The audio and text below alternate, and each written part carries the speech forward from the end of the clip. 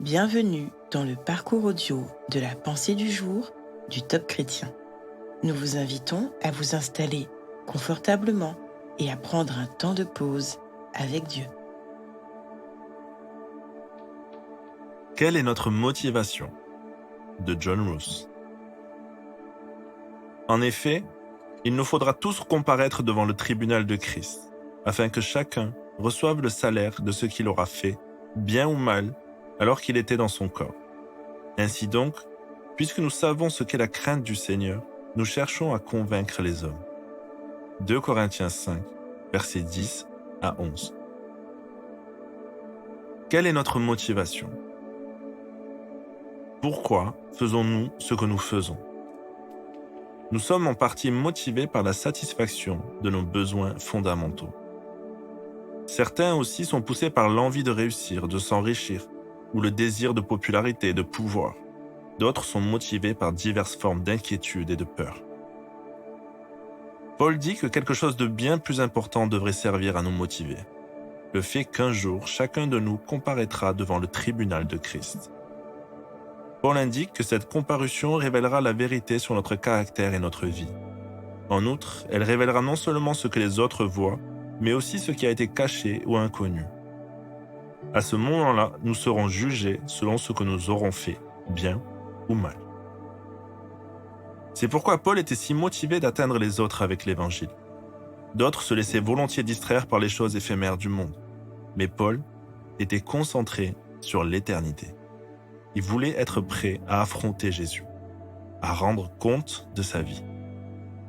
Aujourd'hui, rappelez-vous qu'un jour, vous vous tiendrez devant Dieu et que vous devrez rendre des comptes de votre vie, de ce que vous avez dit et fait, même de ce que vous avez pensé. Ne vous laissez pas dominer par la quête de la popularité ou des plaisirs. Ne cherchez pas à être apprécié par tout le monde.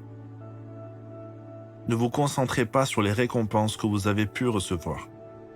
En lieu et place, concentrez-vous sur le fait de plaire à Dieu.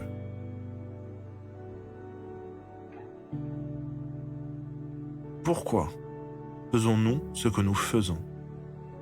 Prenons ensemble le temps d'écouter ce que Dieu veut dire.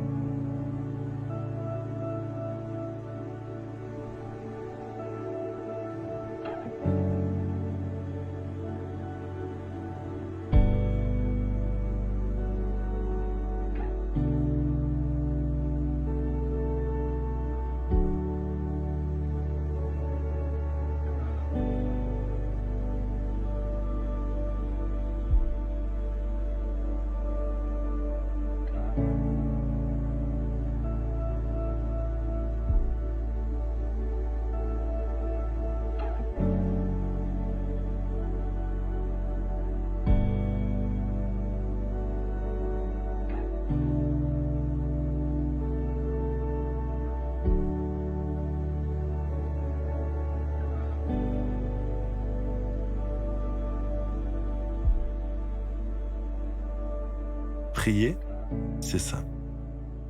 Parlez à Dieu comme vous le feriez avec votre ami le plus proche. Dieu vous aime et peut tout entendre.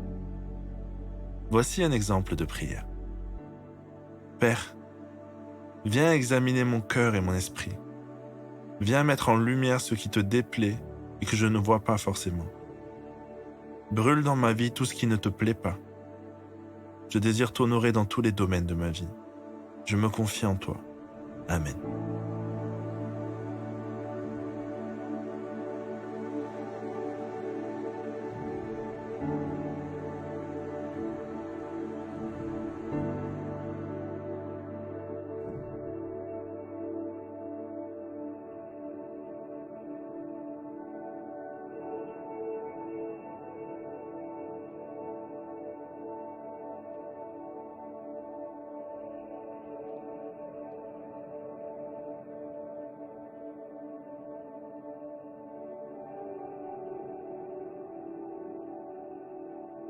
Louer Dieu, c'est lui manifester notre gratitude. Aujourd'hui, prenez un temps pour remercier le Seigneur pour tout ce qu'il a déjà accompli dans votre vie. Les guérisons intérieures, la délivrance de péché ou d'addiction, vous pouvez les citer. Louez-le pour ce qu'il est en train d'accomplir. Et redites-lui toute votre confiance pour l'avenir.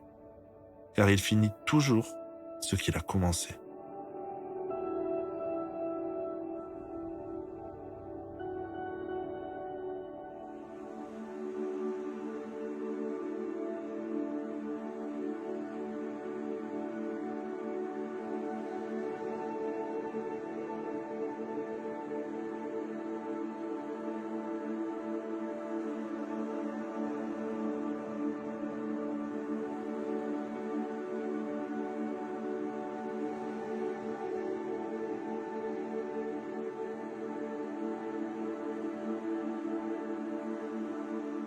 Réalisez-vous combien il est important que vous soyez en vérité devant votre Dieu? Parce que de toute façon, il connaît tout de vous. Dès que vous avez honte et que vous vous sentez indigne de lui, courez vite vers lui pour lui présenter votre misère et lui demander pardon. Et laissez son immense amour vous renouveler et vous donner la force de continuer votre route avec lui.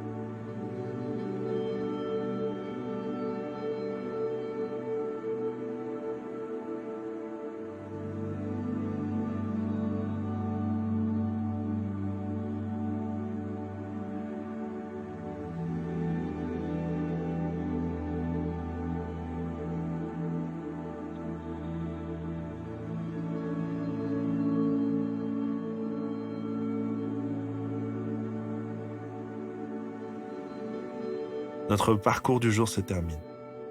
Prions ensemble afin d'honorer notre Dieu. Merci Seigneur de m'aimer tel que je suis. À toi soit le règne, la puissance et la gloire. Amen.